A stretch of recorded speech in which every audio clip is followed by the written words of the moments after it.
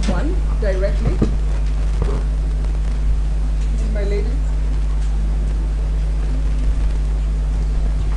My lords and my lady, we are thankful for your ruling today and the lengthy explanations and court case law that has gone into it. Unfortunately, my lords and my lady, it seems that some people are being favored over us, and in this matter, it is the state or advocates. We are here acting in person, and we are entitled to the same equal protection of the law. We are here trying to defend the Constitution and our constitutional rights. I am being discriminated against as a woman, as a person with disabilities, and as a youth, my lords and my lady. We filed our application on the 8th of October 2024, and we thought that we would be enjoined as interested parties to participate in Tuesday's proceedings, but we were not. So we did not have the time to ventilate our issues properly.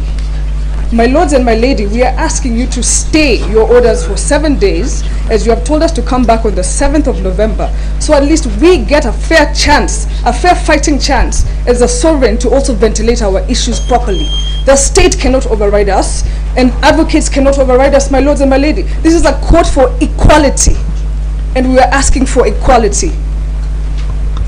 My lords and my lady, we also appreciate that the regardless side has asked for 7 days to appeal. Kindly consider us in, because there is no point in justice. It will be granted to some petitioners and others will just be thrown under the bus and into the darkness. Thank you. My lord, if I may respond, my lord. Sorry, just a minute.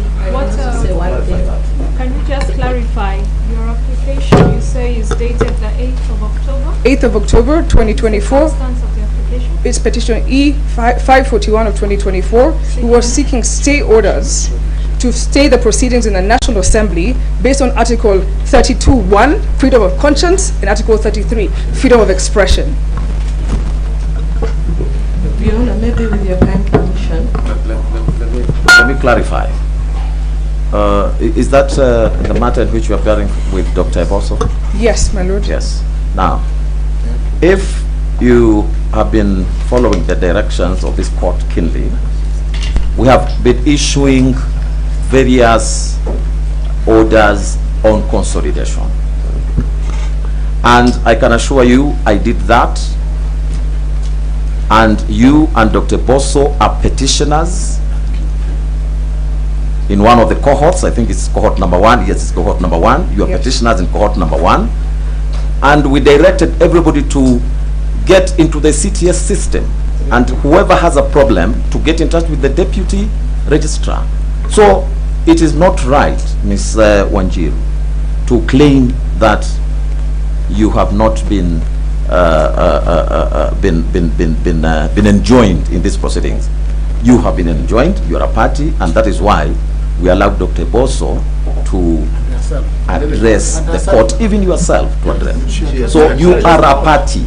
You are a party. That one I can assure you. My lord, we were not entitled to the right of enjoinder, and we had points that we wanted to defend against the respondent side. So we're just finding it very difficult that due process is not being followed in our instance, as we applied even before both parties on the 8th of October 2024. They came to court on the 18th, 10 days after us, and they have still been granted audience before us, and we were told we're going to be in cohort 1, and then cohort 1, this application has already overtaken cohort 1.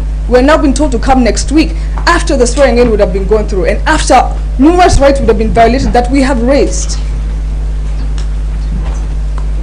I think, Ms. Wanjiru, what you just need to do is just get into the CTS, get all the directions. There's every direction. There's a reason why we came up with cohort 1 application petitions and cohort 2 applications. Yes, my lord. So I think we may not wish to respond on whether you are discriminated or not, but we are so sure you are not discriminated, because there are proper directions in respect of every cohort and every matter before us. Kindly take time to go through the CTS. My lord, thank you. This court had made directions on this issue. We said there are only 2 applications before this court right now, and those are 2 applications which will be responded to. We have applications. We are finished with this side.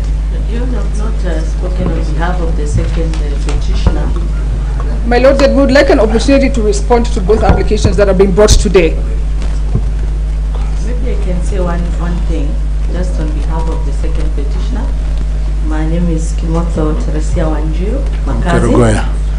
Yes, there's Kimotho in company Advocates Kerugoya.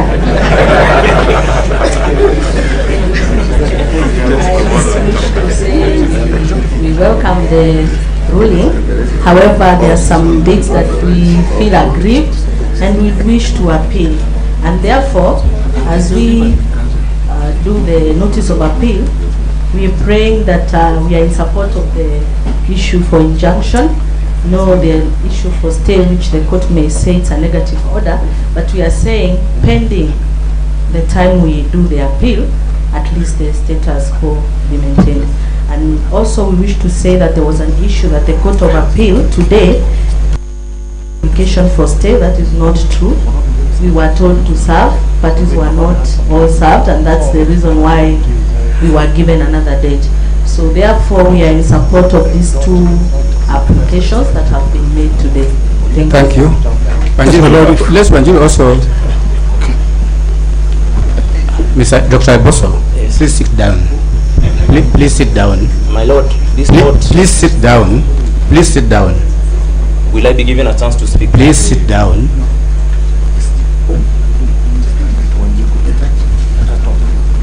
Ms. Wanjiru, proceed. Yes, my lord. As a young woman, I'm under 35, my lord. I'm actually 35. I'm a youth and I have a disability. And we're the only ones, I think, on the platform that check that we have a disability, my lords and my lady. Our constitution, Article 1.1, has to count for something. Because it was intended for us to come to court directly. Please respond to the application. Support, make the application. Yes, my lord, I'm in support of the application. Mr. Vice. My lord, finally.